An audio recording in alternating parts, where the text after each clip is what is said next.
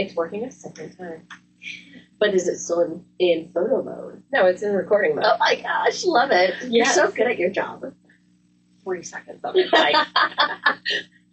Okay. Back to zero. Welcome to Coffee and History, a conversation with Alabama Heritage. I am your host, Caroline Gazzara-McKenzie. Join us as we sit down with some of the most fascinating people in the Alabama community as we bring you the stories of Alabama that educate, inspire, and hopefully entertain. Today, I'm in Fairhope, Alabama for the annual Alabama Historical Association's spring meeting, and I'm sadly without my co-hosts, Rebecca and Susan. They're doing some incredible things right now, but I promise that this episode will be just as caffeinated and thrilling as ever. But before I kick off our episode and bring in our guests, I would like to do our Did You Know segment. And before I actually do that, I want to first thank the Coastal Alabama Community College and especially Mandy, Bezeredi, and Christi for allowing us to record in the Borum Center. It's incredible to be in a true podcast studio. So thank you to everyone at Coastal Community College. So today's Did You Know is actually really cool to me. So listeners, did you know that Alabama A&M University was founded in 1875 by William Hooper Councill, a former enslaved man later established the school on the very grounds where he was once sold? I think that's kind of wild to come back to your roots and just build a school that is still standing to this day. He was incredible. But my guest has already said yes, obviously. So we'll go and introduce her, and she's going to talk more about William Hooper Councill. But today's guest is Heather M. Adkins, a curator and archivist for the Alabama State Black Archives at Alabama A&M up in Huntsville. Heather joined Alabama A&M in late 2025, playing a key role in the reopening and revitalization of the Alabama State Black Archives Research Center and Museum, which reopened in March of 2026 after being mostly visiting by appointment for more than a decade. Oh, yeah, for something like that. It's been a process, for sure. But before I let her keep answering more things, I need to just talk about how awesome she is. So Heather has a bachelor's degree in history from history at Tennessee Technological University, a master's in public history from Middle Tennessee State, and is a certified archivist. Okay, that's kind of cool.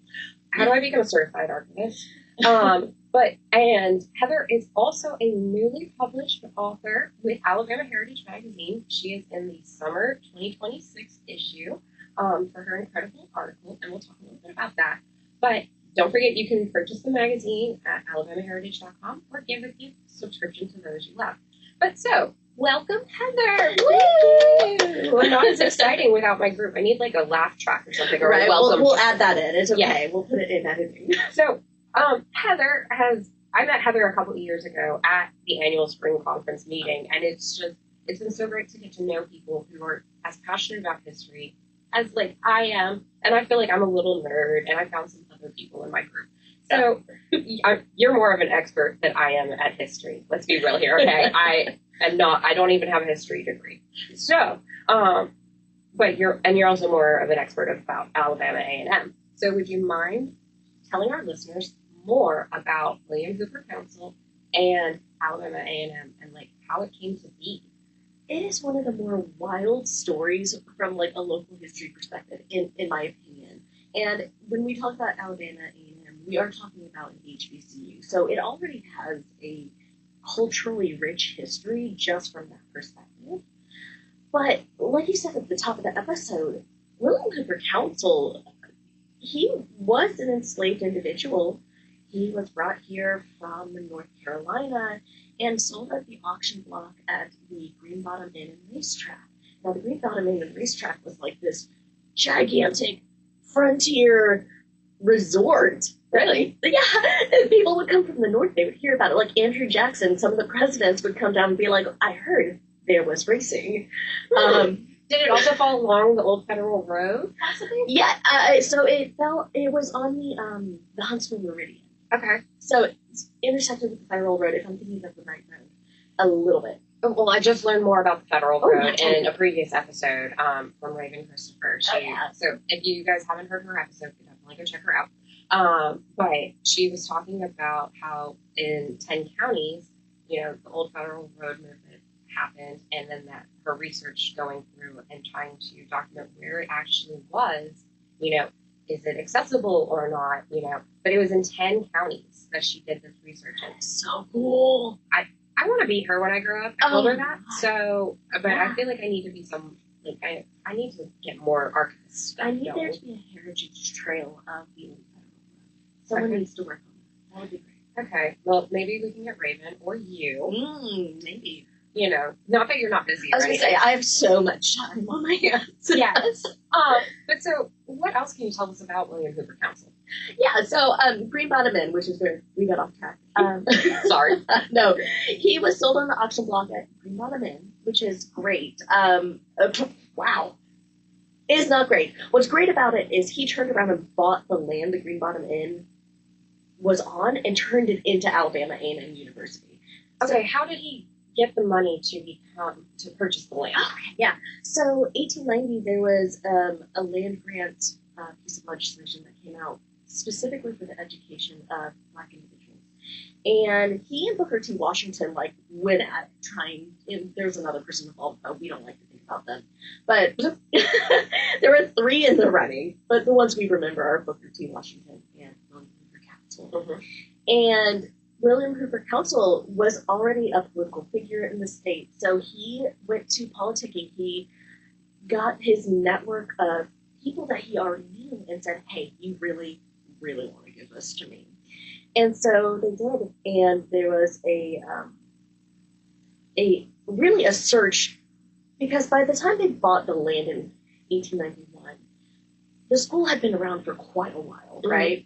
So when we talk about the school opening in 1875, it's actually a bit of a unfact, I guess. Unfact? It's because we celebrate the school's birth, as it were, based on when William Hooper Councill starts as president or principal. Oh. The legislation's actually 1873. Ooh. I know. So we've been celebrating the 150th all year, this year and last year, but really, It's been 152 years. yeah. If you base it on the legislation. So, Fun fact. things you find out in a podcast. But, yeah, so because William Hooper Councill is such a large figure in Alabama A&M's history, we really started that commemorative day as 1875. Okay. And of course, it wasn't even a college first. It was the state normal school for Negroes. Yes. So one of the first major schools in the state dedicated to educating higher education professionals. Mm-hmm. And then when we got the land grant to buy the bigger campus, The parcel of it, that's really when it started kind of turning towards a higher education, kind of like we see today. And really, it's only been like a university for a couple of decades. Yeah. I visited the A&M campus. It's just so pretty. And I obviously missed out on making my own appointment to go visit the State Black Archives, so I'm going to have to do that. But apparently you're open now. We are. So- Public hours. Yes. Let's talk about bringing the State Black Archives back into public forum, letting the public come in and out. What was that like? That had to have been a process. Oh, certainly. So I transitioned into that job in November of last year. So when you said late 2025, it really was late 2025. And it was a lot like getting the house in order. There had been a lot of in and out staff who had left half projects just kind of everywhere. Mm-hmm. So digging through those half projects, figuring out what needed to be done to make the building usable again. And the first step we really went after is installing new exhibits. I know that sounds like cosmetic in a sort of way, but people understand what museums are. They don't really understand what archives or necessarily research centers are. Yes. So that first step of bringing people back into the fold is making sure there's something visual and a learning back, because they understand. So, yeah, people like exhibits. I'm not gonna lie. Like, exhibits are great. like, it is. But okay, so late November of 2025, and then you open in March of 2026. Yeah. Did you sleep at all? No. No, I lost sleep. No, actually, it's been a very interesting experience. I think it's interesting when we're in the humanities, it's always kind of described as passion jobs. Mm-hmm. My brain just doesn't turn off at the end of the day. I will wake up in the middle of the night, write something down, and then try to interpret what I wrote in the middle of the night when I wake up in the morning. Do you email it to yourself like I do, or do you just put it in your note tab? I just put it in my note tab. Okay. And I email myself, apparently. That's so smart, though. Yeah, I email myself whatever. I don't know how I do it, why I do it, but I tell everyone, I'm like, ignore me if you get attached on this from the hours of 10 p.m. to 4 a.m. It's not for you, it's for me. It's not for you, it's for me. And the funny thing, too, is I've gotten lazy. I've started doing a lot of talk to text. Yes. Which, is always so accurate. Oh, it's so bad.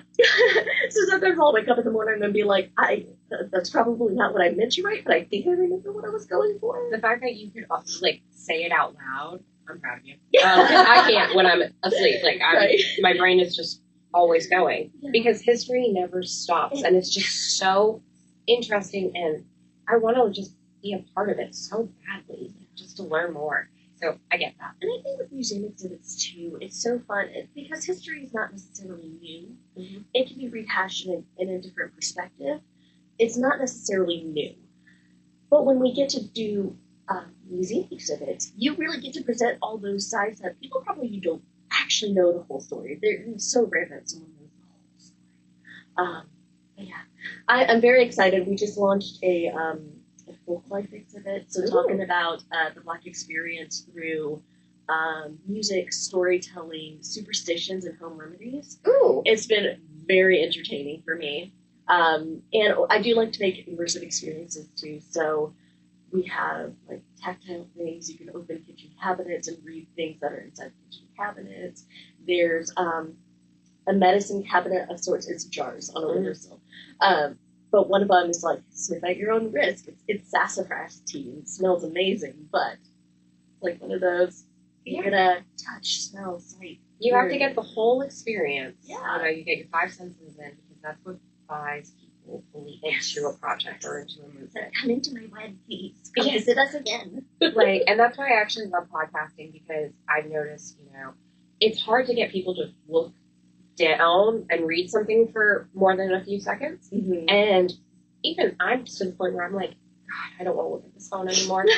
But I love the fact that I can listen, and getting into the ears of people is just what I think is great right now for our society. Absolutely. So I'm incredibly excited about this. I guess we need to take a field trip to go visit you up Please. there. So what's one of the most interesting exhibits or pieces of artifacts that is housed at the State Black Archives?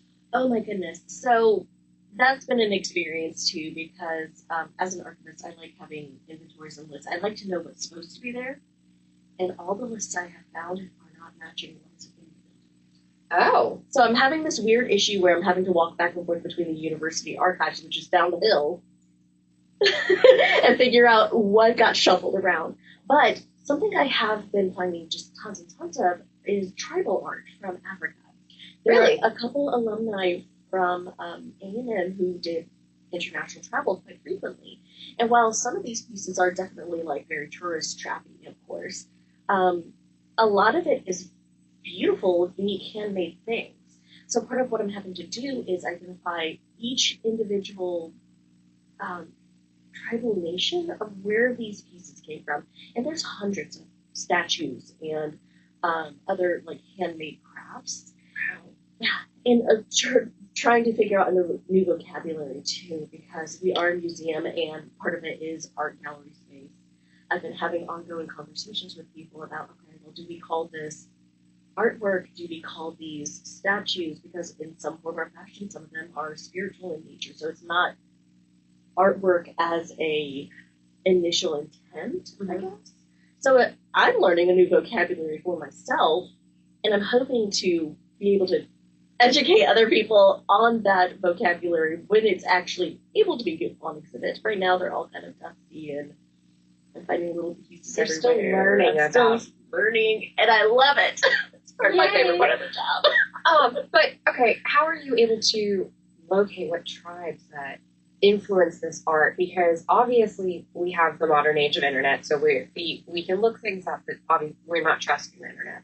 We don't trust the internet. But it's got to be so difficult because we're in Alabama, not in Africa. So what has that been like for you? It's been so interesting. There's been more research on certain cultures than others. So, like the Benin bronzes. Mm-hmm. We know a lot of research on those because of Great Britain and their history with colonial Africa and blah, blah, blah. So there are pieces that are in, like, the, quote, Benin bronze style. Okay. But they're ebony wood. They're beautiful, beautiful. But there, you start looking at some of the unique features. Like there are certain pieces of jewelry that are native to one tribe, one people. Then you will have like several statuettes that are all from something like Nigeria. But within Nigeria, there are 3 or 4 different sets of peoples who create vastly different artworks. Yeah. Or their cultural pieces, as it were. Have you found that you couldn't identify a tribe or a group of people because they no longer exist in our modern world? Yes, that's definitely been the case too. And I have found, like, the most information I've managed to find hasn't come from museums, hasn't come from history professionals. It's come from, like, auction houses, which really? in and of itself is kind of sad. That I'm having to glean information from these tertiary sources. I hate it. And it's so sad to think that these beautiful cultural pieces that mean very specific and emotionally attached things to these tribes are just being sold. And it wraps it back around. It's like, everything is sold on the auction block in the United States. Like, but we're seeing that in just our families too, and in the modern society. Like, no one really wants to keep their ancestry items. Like, I was really excited when I got my grandmother's curio cabinet. Okay, like, my grandmother is still alive. She wanted to make sure it went to the person who wanted to display the family dishes. I love it, but she's like, I don't know why you love it, but I do, and it makes me happy to have a part of my family. Yeah. Especially because I'm a military brat. Like, I never grew up anywhere, so, but I read an article recently about how this is happening to more and more people, like, as the older generations are starting to drop, or not die off, but, like, pass down things. The children, grandchildren, great-grandchildren don't care. And that just breaks me, because I'm like, oh my goodness. I wonder if it's an access to materials thing now, because we have, like, marketplace and the thrifting generation at this point. Like, maybe it's almost desensitized. Yeah, no, there are pieces of furniture I have from my grandparents. Yeah, I would be devastated if it just left the family. Yeah, my pieces of furniture came from New Jersey and were driven down by my mom and stepdad to bring them to me. So I have, like, this beautiful hand-carved bed set that, is hand-painted by my great-great-uncle. I wanted to keep that. It's beautiful. It's wildflower. Like, it's gorgeous. And everyone else in my family was like, meh, whatever, get your own bed set. And I'm like, but this one's so pretty. It's so cool. So I'm actually really glad to have these pieces because I'm the furthest away from everyone. So it makes me feel closer to my family that I don't really know as much as I probably should. And to wrap it back to, like, the State Block Archive, because I can do that. Yes, you can. A lot of these statuaries from, these African nations are built around, like, ancestral models. Mm-hmm. And a lot of them are spiritual in nature in that, as they're made, they are imbued with whatever spiritual practices the peoples have. And so which is also why we don't really call it artwork. We do call it, statuary or something like that. Just simply because the meanings behind them are so deeply personal. And I mean, that could be the case for artwork too, but again, original intent, it's a whole thing. Mm-hmm. Yeah. But you can hear the passion that you have, and I love the fact that I've found some people that are just as passionate about history, and so what first got you into the public history side of things? What was it that was all, this is what I want to do with my life? A couple of things. In high school, when I was being pressured to figure out what I wanted to do in college, I was like, I love history. That's about the only thing that I feel like very good at and confident with. I knew that I did not have the teaching gene in my body. I was like, that is not something I can do. I could learn from you, though, I think. Thank you. I say that I don't have the teaching gene recently, but this semester I've taught for the very first time at a grad level. Wow. I know. Fancy. I think I just can't teach young kids. I think that's really where the line is. And that's okay. And everyone has their strengths. There you go.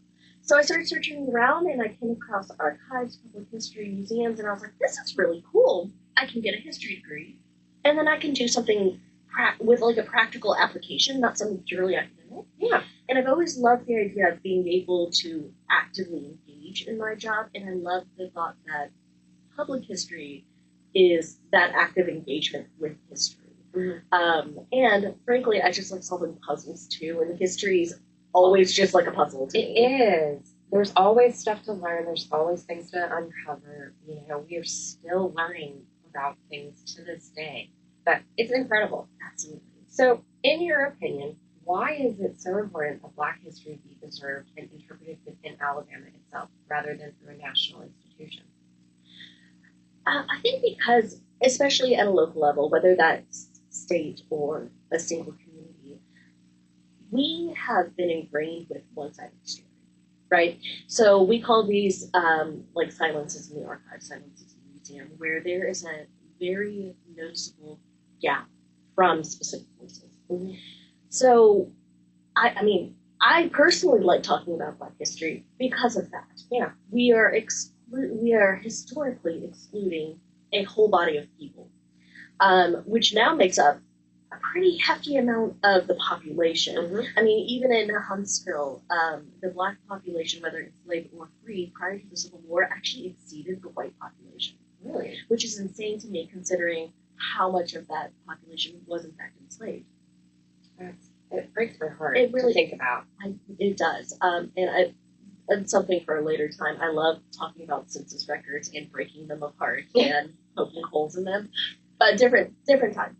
Yeah. And I think what makes especially local history accessible is it makes it deeply personal to you. I think you can look at the marches in Selma or the greater civil rights movement, just to use like easy examples. Yeah. You can look at that at the national scale and be like, okay, it happened. How does that apply to me? But then you look at something in Huntsville where they had some of the first student sit-ins in the state and say, oh, this happened down the street from me. Mm-hmm. This happened next door. This happened at my favorite restaurant. And it creates that very personal connection to you and history. And I think that's just so lost when you're talking about this national scale, and especially today when we're having issues of erasure and everything that comes with that. It becomes more and more important to have that local voice, to say, yes, there is a grand or overarching sweep to try to remove these voices, but here at the local level, it's like Horton Hears a Who. We are still here. We are here. Yes. I got way off topic. I'm so sorry. It's okay. But no, it's important. I truly believe it's important that we, document and make sure that Black history is preserved and recognized. But I also feel that for Indigenous populations, Hispanic, I want all history to be told. But that's just a little nerd in me. So, I love the fact that you are and your team are doing this and trying to amplify those voices. So, how are you finding where those gaps are right now? So it's interesting from the State Black Archives perspective. This is the first time really I've been in what some people would call an exclusively minority collection, which is one thing to say. We're deeply ingrained in the HBCU, so it makes sense that a lot of the records are coming from the Black perspective. Yeah. But it's easier to find those gaps when you're inundated in a white archive. So previous to this, I worked at the public library in their special collections. And the silences, those gaps were so much more apparent because there were millions upon millions of records of all these white voices with a little bit of black sprinkled in. But now we're at the State Black Archive where all of a sudden the gaps aren't from an entire voice. The gaps are just, say, I'm kind of missing this decade. Or I wonder if anyone thought about this during this event. And eventually I have found it. So the gaps of knowledge are honestly just a little different looking. It's less demographic than it is, I wonder if anyone went to this particular rocket parade during the 1970s. Huntsville used to have rocket parades. There's pictures of this. It's insane. I was like, why are you just trotting out missiles to the public square? You know what? People do what they want to do. But so have you found, I know just from being at AHA right now, we've talked to some local community members who, their families are from here, have been from here for generations. And I don't know what that's like, obviously. But have you been able to identify anyone from the Huntsville area that still knows that they have ties to Alabama A&M or to William Hooper Councill or any of these big moments? So working at an HBCU is unique in the fact that a lot of people, it's a generational school, a legacy school. So there are generations of families that go to that specific school because it is the school to go to. It's like, yeah. So a lot of alumni can trace their roots back, but we run into those issues like in the late 1800s with the Great Migration, sharecropping, and all the issues that come along with quote unquote free agricultural labor post-Civil War, where there's just large amounts of population moving out of the place. And Madison County, Huntsville is unique-ish in the fact that we have people constantly moving in. Yeah. So there's a constant return of population there, whether from the space and defense industries or, I mean, I know like agricultural families that have been there for generations. But it's a growing city. It's a growing city. One of those cities that, you know, I've looked at to possibly go to one day or, you know, but I'm a mover, military kid. I don't mind moving, so it's weird to be settled in one place, but I feel like it would be so interesting and rich in history if you were able to find those people in your area. So you're my hero. And I mean, like I said, I know farming families in that area that have been there for generations, but it's a little different when you're talking about white farming families versus black farming families. And now all that farmland is really filling in. So, suburbs. How are they preserving any of it, or are they looking at any of the possible artifacts that could be in the dirt, or what is that process like? There's a pretty big thriving archaeological community in North Alabama, and of course with the huge indigenous presence that there was there for the longest time, there's routes that every construction project has to take. Okay, so we are still making sure we preserve history, preserving our past, but we're inspiring our future. Exactly. So obviously we met a few years ago at this conference. We bonded over our love of coffee. Yes. A good pub meal. Okay, we found the best pub. It was so good. It was. And unusual history, because we just love random fun facts. What's your favorite unusual piece of Alabama history? Okay, so I have a lot of them. I know. I know this is putting you on the spot. I know. But I'm actually going to go back to an artifact that's at the public library now in Huntsville. And it's not even really a story so much as just, there was a woman there who did a series of cobweb paintings, by which I mean she would take two plates of glass, press a cobweb between them, and then paint on top of the cobweb. Interesting. So it's not painting a depiction of a cobweb, but painting the cobweb itself. How on earth did she get the glass to... I have no idea. Okay, I have a fear of spiders, so I don't want to even think about, like, if she's just raising spiders, and that's fascinating. And there's all sorts of little things that I have found that by themselves don't necessarily tell a story, but when you start thinking about the broader context of when they were made or captured, preserved, what have you, it's so fascinating. Like, we cannot confirm or deny it, but the public library also has like this little knitted pouch that I am pretty sure has a dried up umbilical cord in it. That sounds, honestly pretty accurate for a lot of people anymore. Right? But it really just speaks to it's humanity. Yeah.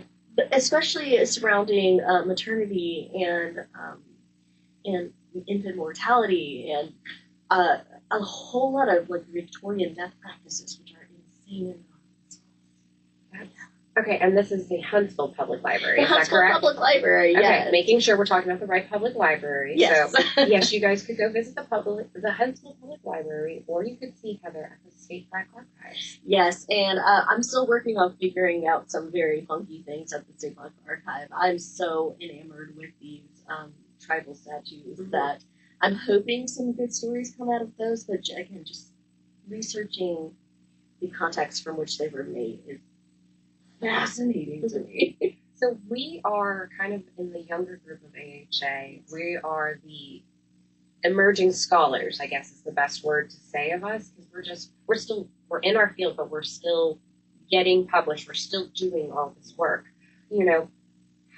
How do you, to tell, for people who are thinking about coming into the field, how do you tell them, hey, we matter, this matters, like, get excited, because it's obviously we have to buy in. We're not just all born with some nerdy passion like us. But like, even I wasn't a history person until I really discovered why I loved history, So how do you get your team or people who visit to buy in and care? So a lot of that, I think, is the passion with which you speak. I think we've all had that teacher who just monotone, you're going to fall asleep in the middle of that class. And it doesn't convey the interest behind the history if it's presented in that fashion. So every time I have students at the State Black Archive who come in to help, I say, here's what I need you to work on. This is why it's important. And then they'll be like, oh, that's interesting. And I'm like, you're right. That is interesting. Let me give you a 10-minute mini lecture as to why that's super interesting. Do they get all like deer in headlights when you do that? Yes, core them. And like one of them is like an engineering student. Like they're there for work study. Like they're not there for history, but you reel them in slowly. Give them little nuggets of information. And yeah, I think we're also at a moment in time where these younger generations are seeing what's happening on at least the national level and getting a better understanding of what is important and why it's important, just from now the national parks are looking a little different, or now the museums that they remember in one way when they were younger look different now too. So I think there's a baseline understanding of why history is important that wasn't necessarily there in previous generations, but now at least they're starting to ask questions in such a way that opens the door without me having to just shove my way through it. I feel that. Yeah. I feel that so much. And I think but we are at that point in time, but I love local history because it truly immerses ourselves. Like we're immersed in this. It's not just a feature that's up in the air far, far away or the overarching. Like it is here. Yes. And that's what I think really is helping like our group of people in the future really buy into why it matters. We're all a bunch of little history nerds over here, but, we're also a bunch of fun, So I want to transition real fast to asking about your love of women's history. Oh, yes. Yes. Because obviously we love to talk about Black history. We love history. We want to talk about it. But you also were a recent panelist at a event. So how has women's history shaped your research? It does go back to finding those voices that aren't there. And if you think finding Black voices can be hard, that is, but finding women's voices can be even harder sometimes. Yeah. Because at least with large Black historical movements, you still have those major voices coming to the forefront. They're usually male, fun fact. But when women get involved, and like through letter writing, or even like Abigail Adams, yeah, in her letters to her husband was just like, don't forget the ladies. Yeah, and I remember those. Yeah, it's so funny. But you have to look at their diaries, and you have to look at other things that most people didn't keep or preserve properly. And so I admire you for doing all that you do, obviously, but and it's something about looking at what seems like mundane detail, which is part of the problem too, because women are relegated to a certain corner because of gender norms and patriarchy, and I could get into the whole thing. So it's part of a teaching mindset, an analytical mindset too, where figuring out why mundane details matter. And again, I love puzzles, so history is the field for me. Because finding women's voices, especially ones that are not elite or rich or white, is always a puzzle. But it's one that we want to solve and we want to learn more about and ingrain ourselves in. Yes. So lastly, what gives you hope right now about history, about Alabama in general? What gives you hope? I think going back to the response over the past year from those younger generations, where you may not have a passion for history, but on some level you care about humanity. Yeah. So I've been saying a lot recently, we're putting the humans back in humanity. It's not an uncommon phrase, I think, in our line of work at this point. But these younger generations, these politically active individuals, are really starting to understand that history is about the humans that make the history.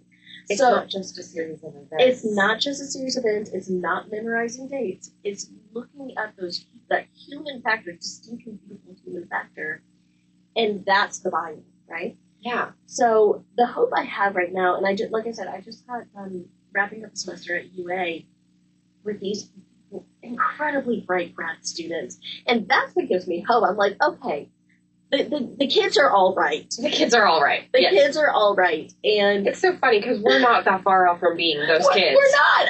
I would like to think that, but then I go into a structured class situation, and I'm just like, oh my god. Yeah, that too.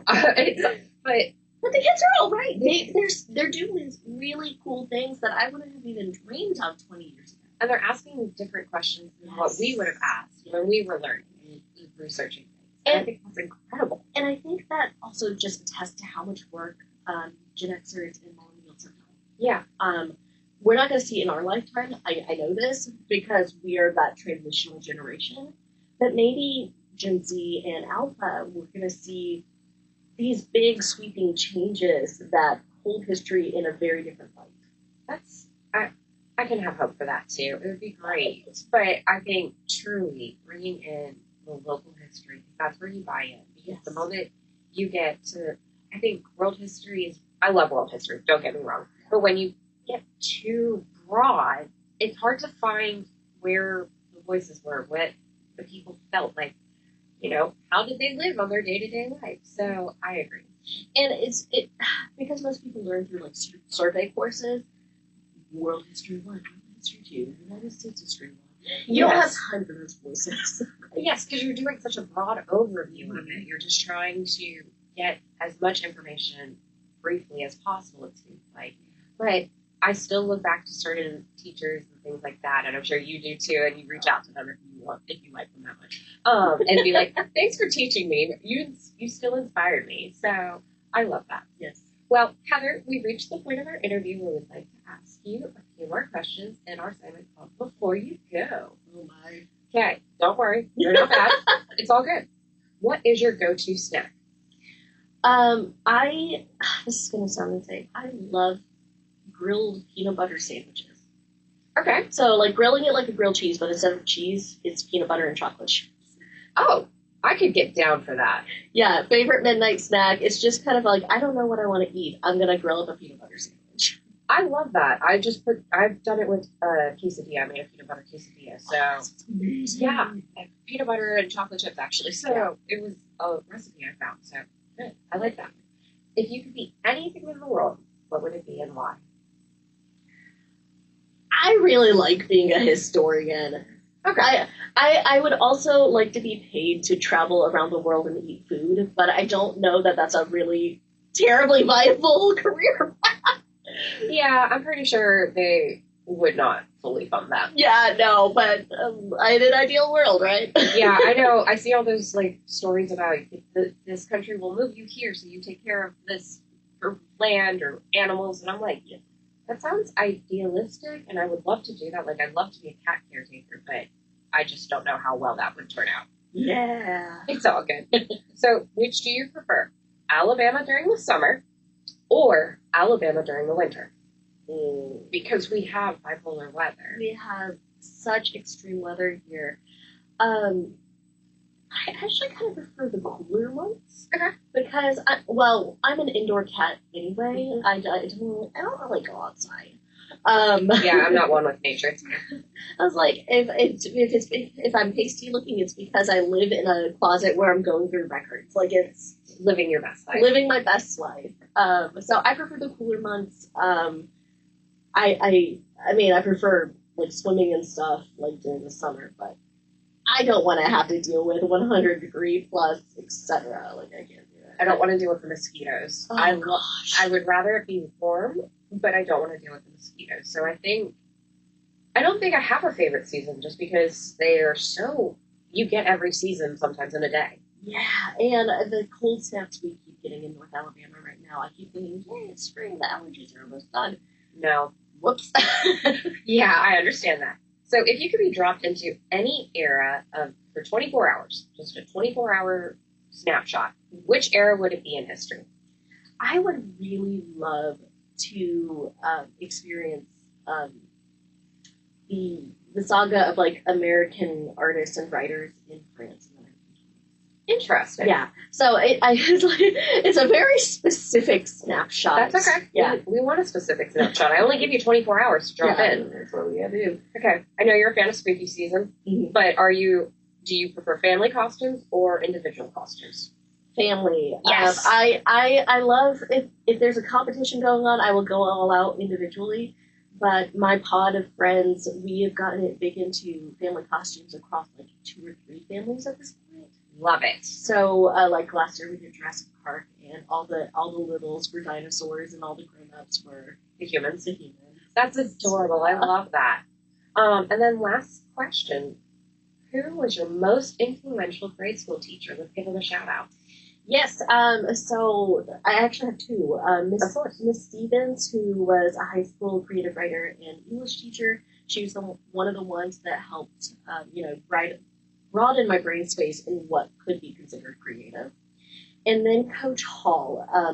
It was a coach, he was a history teacher, and he was just that first history teacher that made history come alive for me. Mm-hmm. And I don't even remember what he coached, to be completely honest. I just remember that, coaching and history doesn't always go together, but they are most often together.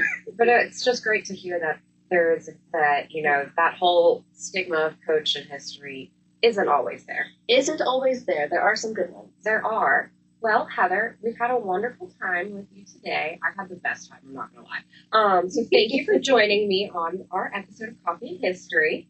So I want to thank you for being a guest on Coffee and History, a conversation with Alabama Heritage. For our listeners, you can find our podcast wherever you listen, and also watch us on our YouTube channel. Hey! Be sure to follow us, like us, give us a rating or comment, or message us. Hey, we are active on social media. Let us know what you think. Don't forget that if you would like to become a subscriber of the print magazine, log on to alabamaheritage.com. Until next time, stay caffeinated and passionate about history. Bye! Bye!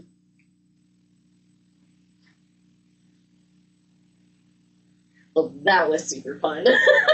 Hold on, it's not paused. No, no! It's okay. It's okay. I can work into it. It's fine. Oh, my ears are so warm. Yep.